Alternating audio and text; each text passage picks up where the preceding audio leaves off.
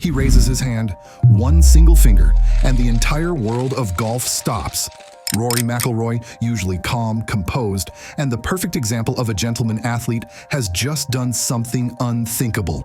He flips off the crowd, in front of cameras, in front of tens of thousands of fans, at one of the biggest golf events on the planet, the Ryder Cup, Bethpage Black, a stage built for heroes. And that day, it turned into chaos. This wasn't golf anymore. This was something darker, something primal, something that looked more like a fight for survival than a tournament. And in the middle of it all stood Rory McIlroy, surrounded by 50,000 screaming fans, and finally, after hours of taking abuse, he snapped. 1 second of defiance, one middle finger, and it sent shockwaves across the entire sports world. Was it disrespect? Or was it honesty? The raw reaction of a man who'd been pushed too far. Because once you see what Rory went through that day, you might not blame him. Saturday morning. The atmosphere at Bethpage was electric, but not in a good way. It was tense, it was angry, it was hostile. 50,000 American fans packed together, beer in hand, voices hoarse from chanting, turning a golf course into something that sounded more like a football stadium.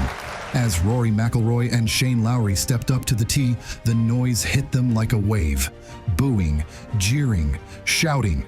And then it started. A chant that would echo for hours. "Fuck you, Rory." Over and over again, every hole, every swing. They shouted during his backswing.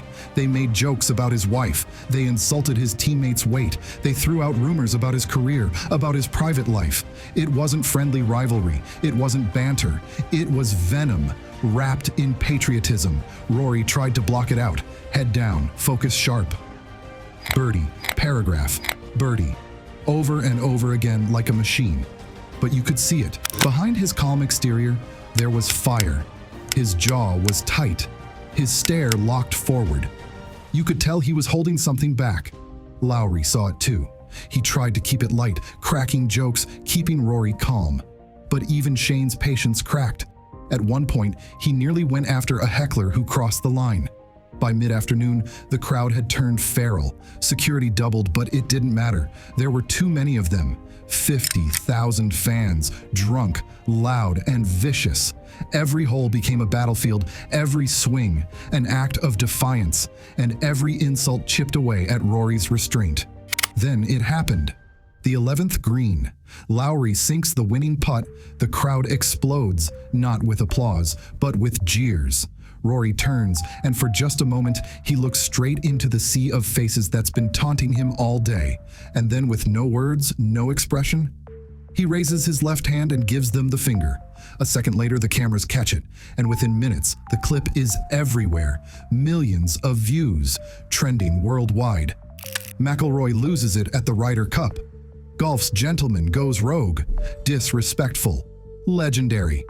Everyone had an opinion, but nobody could deny it. That moment was electric. It was human. It was real. For 1 second, the facade of politeness shattered. Golf, the calm, quiet sport, finally showed its breaking point. But the story didn't end there. It was only just beginning. By that evening, the outrage had spread everywhere.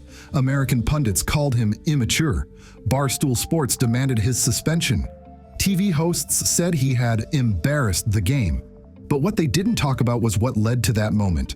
The hours of personal abuse, the mental torture from the crowd, the way security barely kept control as fans screamed insults during shots. Bethpage wasn't a golf crowd, it was a mob. A mob that had decided to break one of the sport's biggest stars. And Rory finally did what no one expected. He hit back. That night, he stood in front of the cameras. No smile, no spin, no fake apology, just exhaustion and truth. What happened here this week is not acceptable. I didn't hear a lot of shouts for Scotty today, but I heard a lot of shouts against me. I don't mind the banter, he said. That's part of the Ryder Cup. But when people scream in your backswing, that's not passion, that's disrespect. Then a reporter asked the question everyone wanted answered, "Do you regret it?" Rory didn't blink. He looked straight at the camera and said, "After what I heard all day, yeah, I'd do it again." And with that, the entire narrative flipped. He wasn't the villain anymore. He was the man who finally stood up for himself, the man who refused to be bullied by a mob hiding behind patriotism. It wasn't arrogance, it was humanity. And that's when something incredible happened. Team Europe, bruised and battered by the same toxic crowd, rallied around him. Shane Lowry, Tommy Fleetwood, Victor Hovland, they all felt the same frustration, and now they had a spark, a fire to fight with. You could see it in their eyes. The chants got louder, but the Europeans got stronger. They tried to humiliate. But even after the win, the conversation didn't stop. Players called for change. Fans and pundits began asking questions about behavior, about boundaries, about respect. Robert McIntyre said it best: it wasn't passion, it was feral. Golf had always been called the gentleman's game, but that weekend proved it wasn't immune to ugliness. Even in the most prestigious event in the world, the line between passion and hate can disappear in seconds. And that's what made Rory's reaction so powerful. He didn't crumble, he didn't hide, he showed emotion.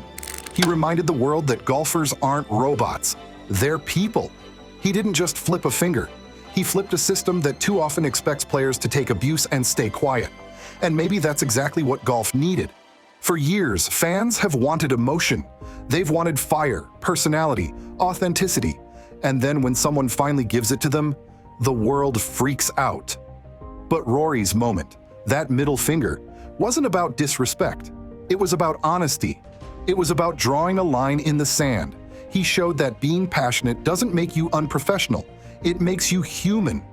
In 1 second, Rory McIlroy reminded the world that even the calmest athlete has a breaking point, that sometimes dignity means standing up for yourself, even if it costs you your reputation. Because the truth is, he didn't lose control. He took it back. So maybe that finger wasn't a scandal. Maybe it was a statement, a message to every fan who thinks shouting abuse is part of the game. A reminder that respect goes both ways. Rory McIlroy didn't just defend himself, he defended the sport. He turned chaos into clarity. And in doing so, he reminded everyone why he's one of the most compelling figures in golf. A champion, a fighter, and when pushed too far, a man unafraid to show his truth. So now the question is yours. Did Rory cross the line? Or did he save the game from becoming a circus? Drop a bang in the comments if you think it was legendary. Drop a ice cube if you think he went too far. And hit that like button, because this Ryder Cup will be remembered forever. Not for the putts, not for the points, but for one raised finger that said everything.